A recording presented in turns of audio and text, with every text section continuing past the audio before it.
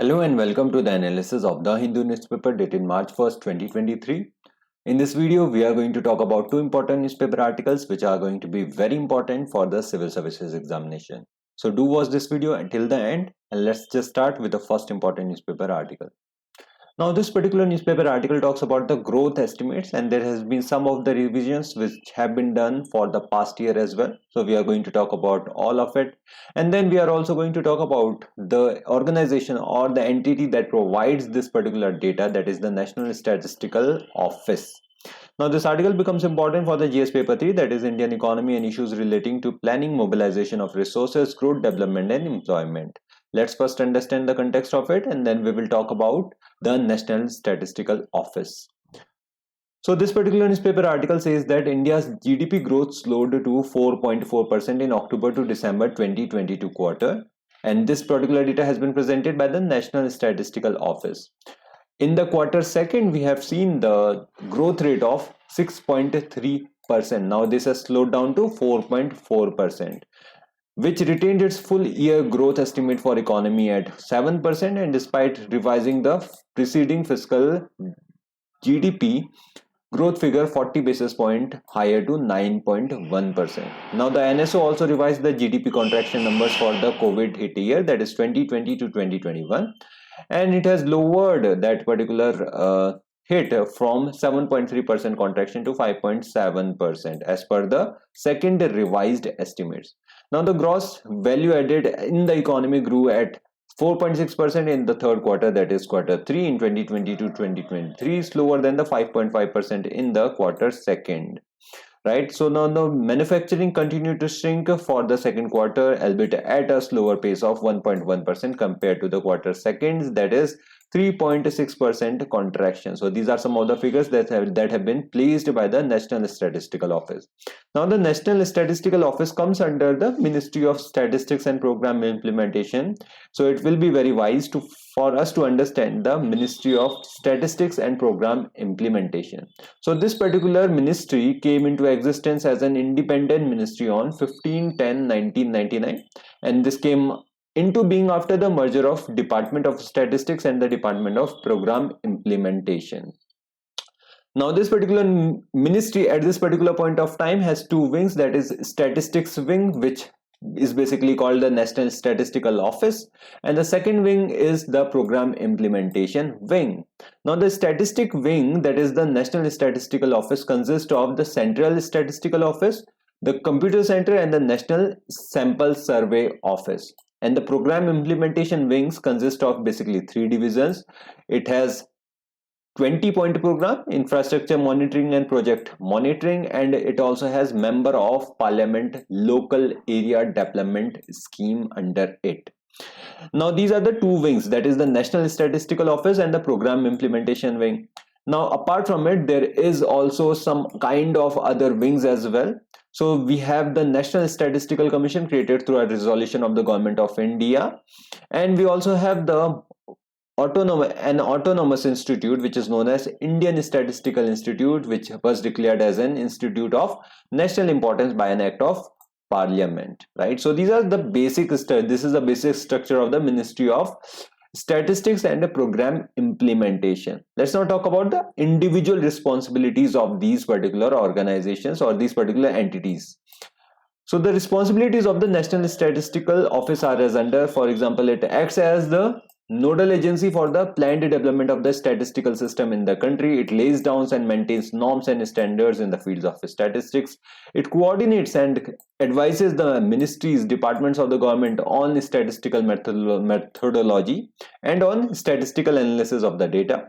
It prepares national accounts as well as publishes various statistical data, and the prime example of it is the periodic labor force survey, which is very important for us in analyzing the labor force participation in the country.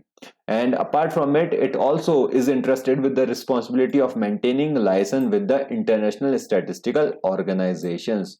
If any kind of data is presented in the international organization and India has to deal with it, then the NSO, that is the National Statistical Office, will deal with it. Apart from the National Statistical Office, there is another wing that is called the Program Implementation Wing, which we have already talked about. Now, the Program Implementation Wing is interested with the responsibility of monitoring the 20-point program. It also monitors the performance of the country's 11 key infrastructure industries.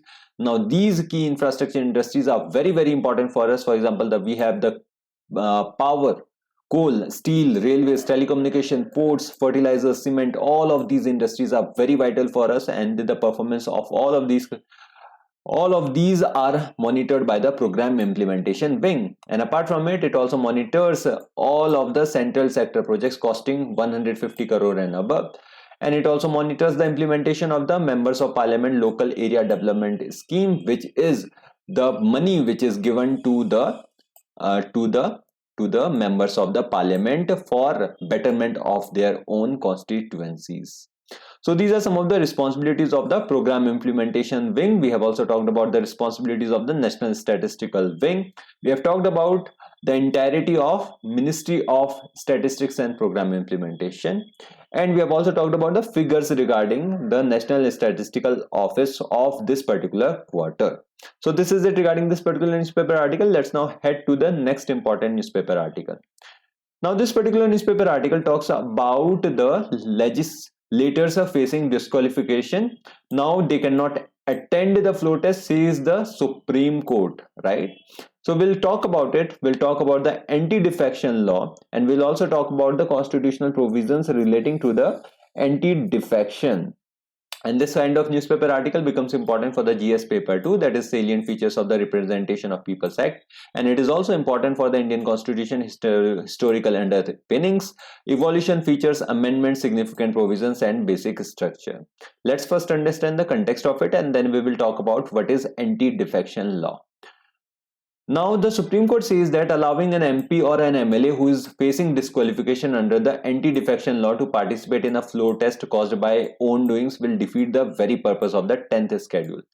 Now, the Chief Justice of India, that is D.Y. Chandrachud, is talking about the anti-defection law. Now, if an MP or an MLA defects from his particular party and joins any other important party, any other political party, then what is going to happen? There is going to be a trust vote in the parliament or in the legislature if it leads to the collapse of the government.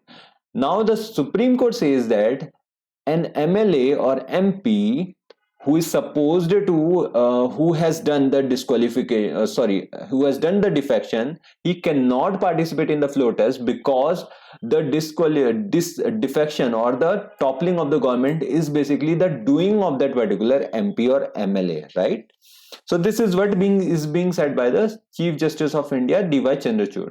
Now, permitting a legislature whose actions caused a split in the party and who is liable to be disqualified for defection to attend a trust vote would amount to legitimizing a constitutional sin, says our Chief Justice of India, D.Y. Chandrachud, who was addressing the Maharashtra Chief Minister Eknath Shinde's side led by senior advocate Neeraj Kishan Kaul. We'll not get into the controversy of what is happening in the Maharashtra. All the defections happened, the split happened. There was a naming of the party, whose party it belongs to. We'll not get into it. What we will get into it is the 10th schedule of the constitution, that is anti-defection law. Now, the 10th schedule was inserted in the constitution in 1985 by 52nd Amendment Act. This is very noteworthy. Now, it lays down the process by which legislatures may be disqualified on the grounds of defection by the presiding officer of a legislature based on a petition by any other member of the House. Now, the decision on the question of disqualification on ground of defection is referred to the chairman or the speaker, and the speaker is the final authority in it. He or she will decide whether this accrues to disqualification or not. Any kind of defection accrues to disqualification or not. And the law applies to both parliament and the state assemblies. Now, this particular anti-defection law is explicitly mentioned in the 10th schedule, but it also finds the mention in some of the articles in the Indian Constitution. In Article 102, clause second, it talks about the defection of the members of the parliament. Article 191 clause second talks about the defection of the members of the legislative assembly, right? So these all the articles also talk about the defection, anti-defection. So now what accrues to disqualification under the 10th schedule of the constitution? Well, if a member of the house belonging to a party voluntarily gives up the membership of his political party, then that will lead to disqualification from the house. And if he or she votes or does not vote in the legislature contrary to the directions of his political party. Now the directions are issued by the party whip. If you do not comply with it, if you do not vote in line with the political party which you belong to, then that will also qualify as disqualification. And if an independent candidate joins a political party after the election, that will also count as disqualification. If a nominated member joins a party 6 months after he becomes a member of the legislature, that will also amount to disqualification. Now the legislatures may change their party without the risk of disqualification in certain of the cases, and these are some exceptions which have been provided under the law. Now the law allows a party to merge with or into another party, and if two-thirds of its legislatures, two-thirds of the legislatures of any political party merge with any other political party, then that would not lead to disqualification. And in such a scenario, neither the members who decided to merge nor the ones who stay with the original party will face the disqualification. Now the presiding officer is very important because he determines what terms as disqualification.